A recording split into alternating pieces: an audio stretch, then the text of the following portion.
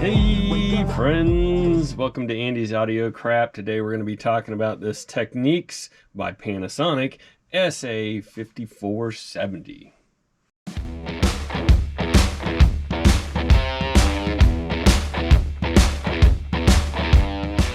Okay, the elephant in the room on this dude is she is not in premium condition.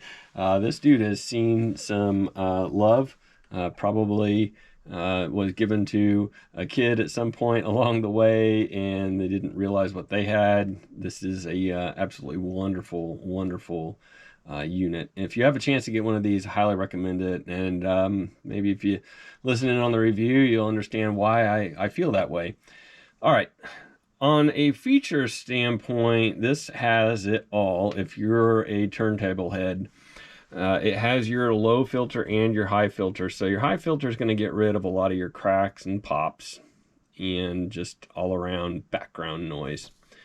The low filter is going to keep your speakers from doing the wobble thing. If you ever have a turntable matched to the wrong amp and you have I don't know, maybe a worn stylus, it'll tend to just wobble a whole lot, and that's that resonance, that feedback loop coming in.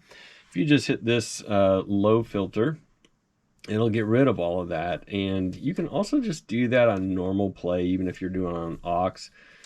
And it'll you know, it's almost like a lot of modern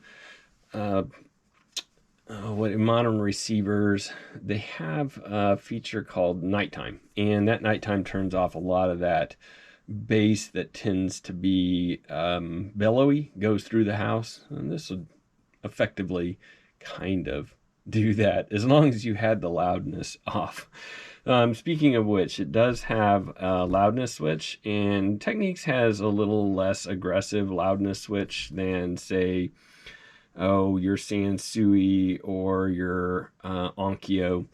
Those two tend to be very aggressive on their loudness switch. Pioneer has pretty pronounced one as well. And then you have your stereo mono. In videos in the past, I've like what the hell is the point? I never use mono, so if you do use mono, tell me why in the background. I hear it's like, from my understanding, spoken word sounds better in mono. Some, like AM radio stations sound better in mono, and things like that. But, I don't listen to spoken word or AM, so not really sure where I would use that. Maybe a mono record, but that's already coming in mono. I don't know. I like the experience of stereo, so I never use it.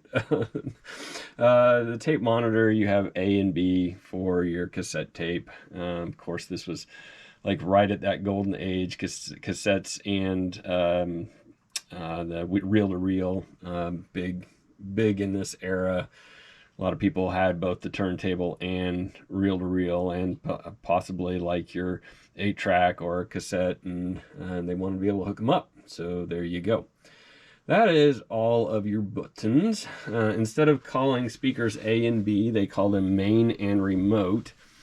Main would be your front speakers, and remote might be your back speakers, or you could do it the opposite. I've been in this one. They're wired exactly the same, so it's just the switch that's turning one on and turning the other on, and turning one off and turning the other off. You get the point, right? All right. You have your fabulous power button here. Now, this isn't necessarily a style that speaks to me. I do like the volume knob, which is in the center here on this one, to be more pronounced, bigger, easier to spot. If I tell a kid that can't necessarily read yet, go turn the volume down, it's the big knob, they're going to go for this one, right? And on my others that I keep, I have a Pioneer 9100, and the volume knob is like, it's there. You can't miss it. Go turn the big one down. All right, sounds good. Power button again. I like the power button to be larger. I want it to feel like I'm actually turning on a jet engine if I can. I like the larger buttons. Maybe I'm a touchy-feely too much, or aesthetics person too much, but that's what I prefer. So you'll see that represented in my own system. Maybe I'll do a review of my own system someday. Bass. The bass is what you would expect in a receiver. I would say, like, I've done a couple of reviews here lately where I've explained that the bass is more pronounced and the treble is more pronounced. Tends to be that most often when you move the bass and the treble, it doesn't move the music. Like, an example would be you could not replicate the loudness switch by just playing with treble and bass. And there are a couple of units that I've gone through recently where you can completely replicate the loudness by just playing with your bass and treble. All right, so it's fine, it's good. I don't know many people that want to crank up the bass and the treble. I know that on most players, when I play Metallica, I want to hear that kick drum. And you do have to turn up the bass to feel that kick drum in my setup. Now, other people may have a completely different setup to where they have lots of woofers. I tend to like horn speakers, horn-loaded speakers, so there's not a lot of wooferness happening in those speakers. You usually have to crank it up pretty good on a player like, or on a receiver like this. Now, volume and balance, they do what volume and balance do. The tuning knob over here, really heavy. Like, you get this thing rolling and it just keeps rolling. It feels substantial. It is substantial. It tunes very well. It does pick up FM stations without an antenna on it.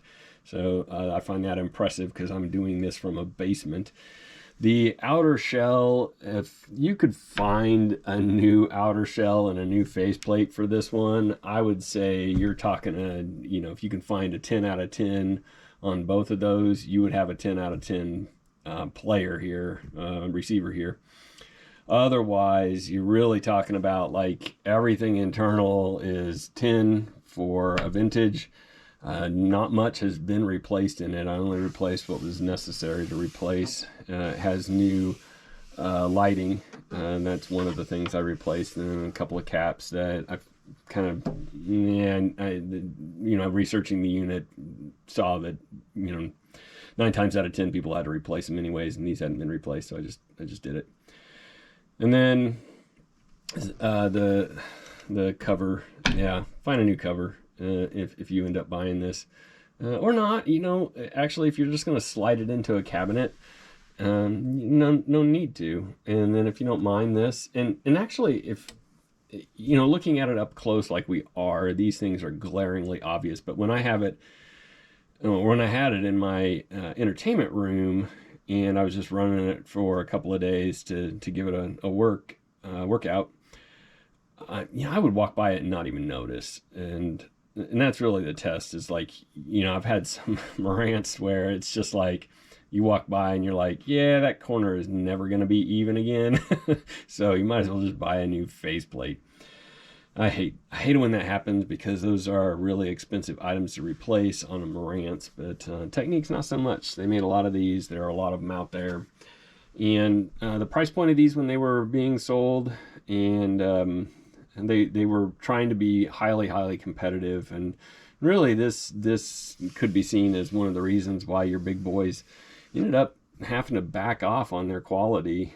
Some of them never backed off, Pioneer and Marantz being two of those, and Techniques ultimately ended up being the source of their own demise by getting cheap. This is before they got cheap, really cheap. They were always kind of a let's make profit company, whereas some of the audiophile grade receivers, they just didn't care. They knew their crap would sell. All right, what else about this dude? Very low distortion. I don't have my phone close. I had it looked up, and I think 65 watts per channel, I think. And then I think that's what the 5470, the 70 stands for. Maybe, I don't know. Correct me if I'm wrong. They say it sounds absolutely 100% fabulous on the Dayton 442s that I have. If you watch any of my other videos, you'll hear me rave about the 442s a lot, but they can be made to sound absolutely atrociously horrible. This does not do that. This player is, or I keep calling it a player, this receiver is just wonderful, beautiful. It is on the bulky side. Measuring it here. It is 21.5 wide, and if you're doing the knobs and gap in the back, you will need at least 18 deep. That's quite large, especially the width. This is going to be on the top probably, because most shelves aren't built to handle something this heavy, because it is a heavy dude. I don't doubt 30-35 pounds. Okay, I think that covers it. Well, thanks for watching. Like and subscribe if you do like this type of content. I'm posting a lot here this year, and have a good day.